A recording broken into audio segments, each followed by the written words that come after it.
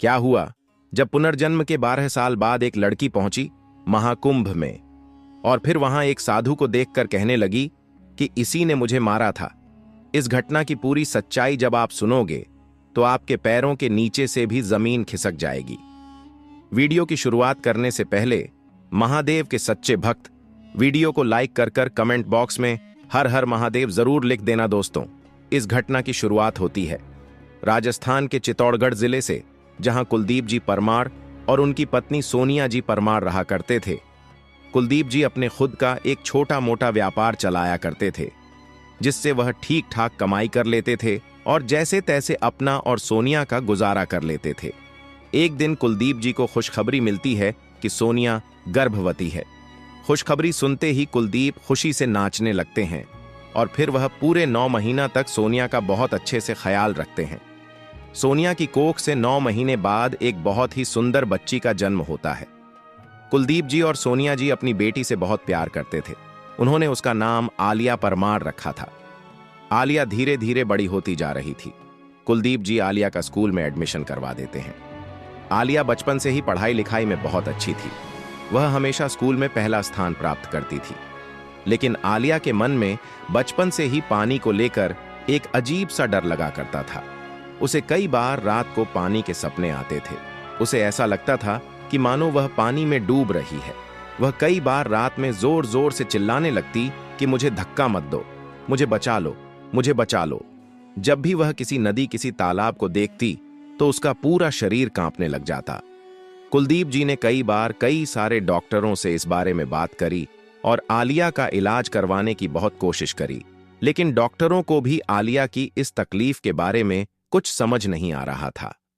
कुलदीप जी और उनकी पत्नी सोनिया जी आलिया को लेकर अब बहुत ज्यादा चिंतित रहने लगे थे, क्योंकि जब भी आलिया किसी नदी या तालाब को देखती वह बेहोशी की हालत में आ जाती थी और उसकी तबीयत अचानक से बहुत ज्यादा बिगड़ने लग जाती थी, मानो जैसे भी उसे उस नदी में जबरदस्ती धक्का दे रहे हो। वह ऐसा बर्ताव करने लगती थी और वहां से भागने लगती थी। दोनों पति पत्नी को समझ नहीं आ रहा था कि आखिरकार आलिया के मन में ऐसा क्या डर है जो उसे आज तक परेशान कर रहा है। कुलदीप जी ने कई बार आलिया से बातचीत करी, लेकिन आलिया को भी उस डर के बारे में कुछ पता नहीं चल पा रहा था। वह बस इतना ही कहती थी कि मैं जैसे ही पानी के सामने जाती हूं मुझे पता नहीं क्या होता है।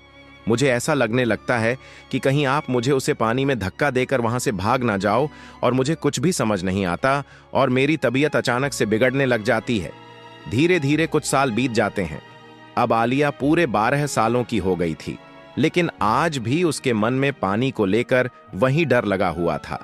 वह जब भी पानी देखती उसकी हालत बिल्कुल बेहोशी की हो जाती थी। फिर एक दिन कुलदीप जी अपने गांव के जो सबसे बड़े संत महात्मा होते हैं उनसे बात करते हैं। उन्हें आलिया के इस डर के बारे में बताते हैं तो वह महात्मा कहते हैं कि उस बच्ची के मन में शायद पिछले जन्म का कुछ डर बसा हुआ है जो उसे आज तक डरा रहा है। जिस भी दिन उसे अपने पिछले जन्म की सारी बातें याद आएगी वह एक एक बात तुम्हें बता देगी और तुम्हें पता चल जाएगा कि आखिर उसके साथ ऐसी कौन सी घटना हुई जिसके कारण उसके मन में यह डर है। लेकिन तब तक तुम एक काम करो कि साल 2025 में प्रयागराज में सदी का सबसे बड़ा महाकुंभ लगने वाला है।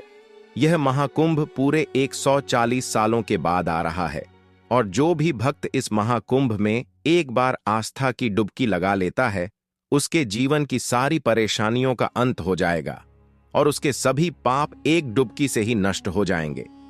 तुम अपनी बेटी और अपने परिवार के साथ उस महाकुंभ में जाओ और एक बार अपनी बेटी को वहां गंगा नदी में शाही स्नान करवाओ। फिर देखना उसके मन से सारा डर अपने आप निकल जाएगा।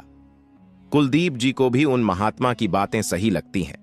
वह भी सोचते हैं कि मैं अपने परिवार के साथ महाकुंभ में जाता हूं, महाकुंभ का लाभ भी उठा लूंगा, शाही स्नान भी हो जाएगा और सभी साधु संतों के आशीर्वाद से मेरी बेटी के मन में जो भी डर है वह डर भी दूर हो जाएगा।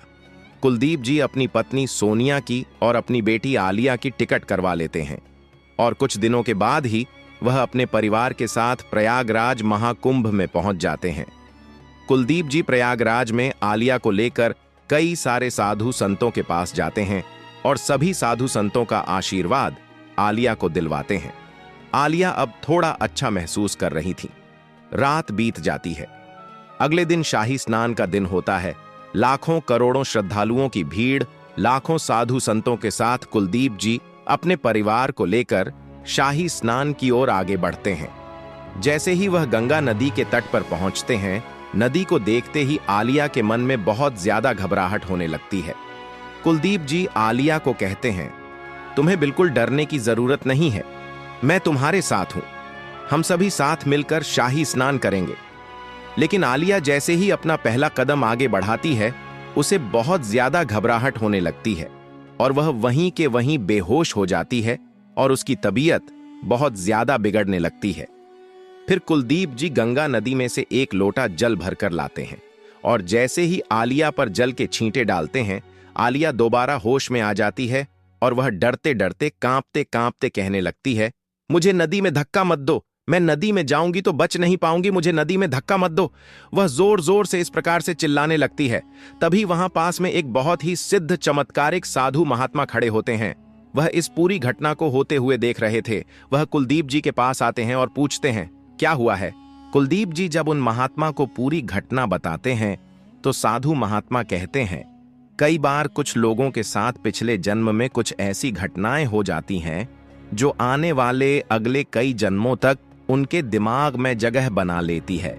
तुम्हारी बेटी के साथ भी शायद पिछले जन्म में कुछ घटनाएं हुई हैं जो इसे आज तक परेशान कर रही हैं।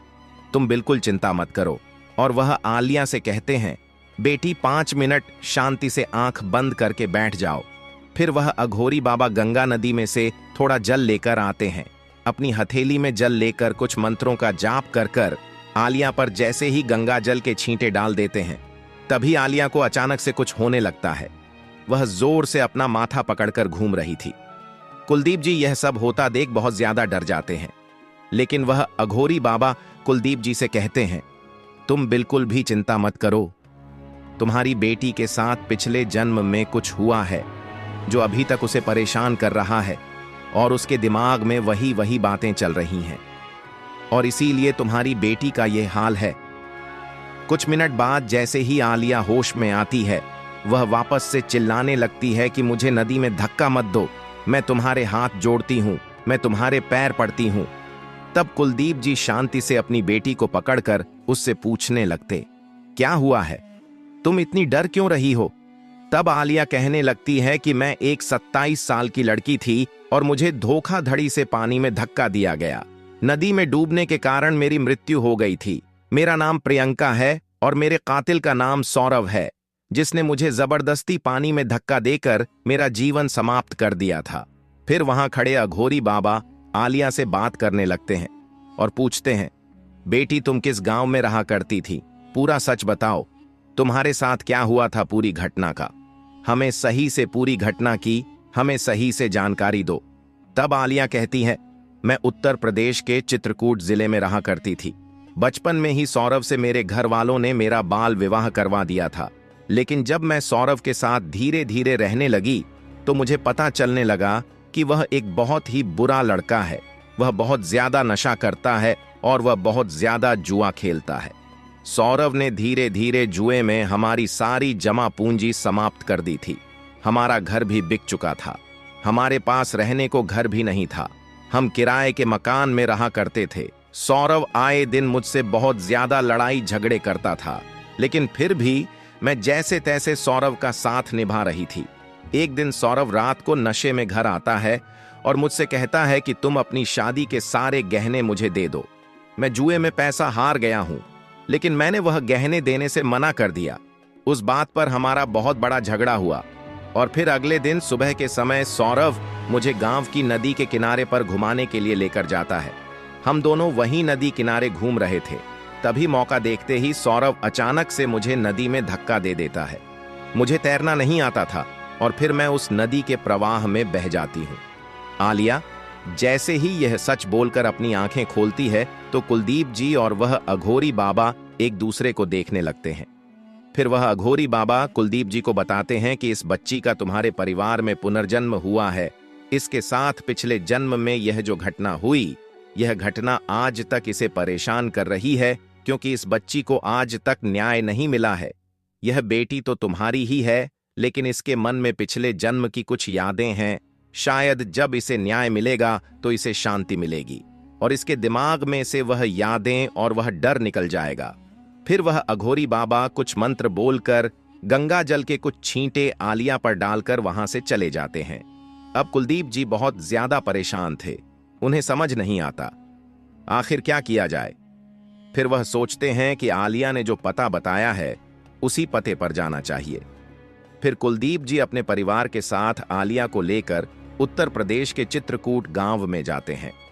लेकिन वह पहले पुलिस स्टेशन जाते हैं और पता करते हैं कि आज से 11 से 12 साल पहले किसी लड़की की डूबने की कोई रिपोर्ट दर्ज थी या नहीं।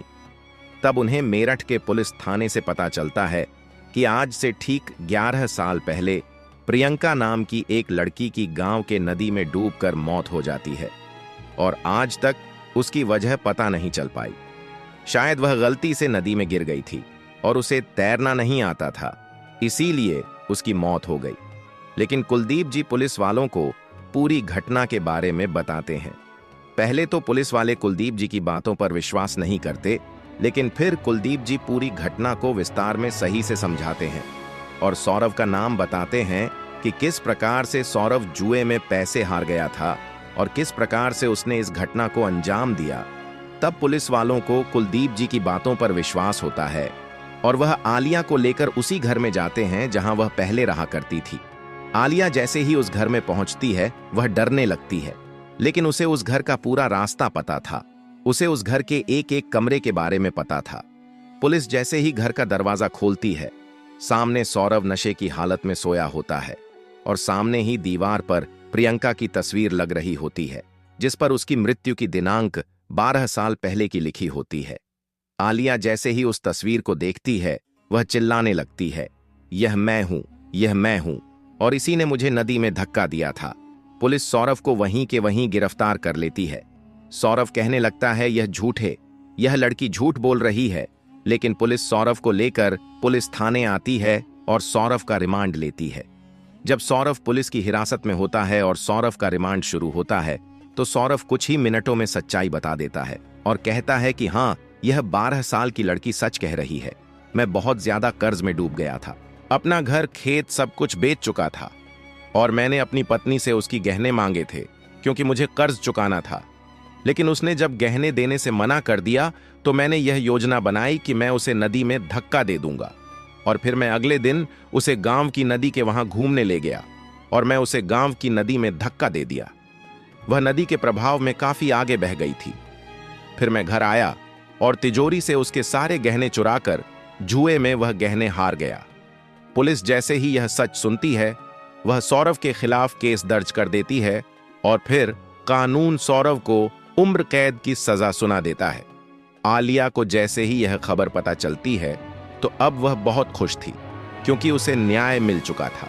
वह वापस गांव की उसी नदी पर जाती है जहां सौरव ने उसे पिछले जन्म में धक्का दिया था और उस नदी को झुककर प्रणाम करती है। अब आलिया के मन से धीरे धीरे पानी का डर जाने लगा था। वह धीरे धीरे अब नदी में भी स्नान करना प्रारंभ कर देती है। जब कुलदीप जी देखते हैं कि आलिया के डर से जब कुलदीप जी देखते हैं कि आलिया के मन से पूरी तरीके से पानी का डर अब निकल चुका है तो उन्हें बहुत खुशी होती है। वह अपनी बेटी को खुश देखकर बहुत खुश हो गए थे। दोस्तों, इस घटना को सुनकर आपको क्या लगता है? क्या पुनर्जन्म की इस प्रकार की घटनाएं आज भी हो सकती हैं?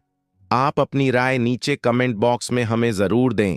वीडियो अगर अच्छा लगा हो तो वीडियो को लाइक जरूर करें।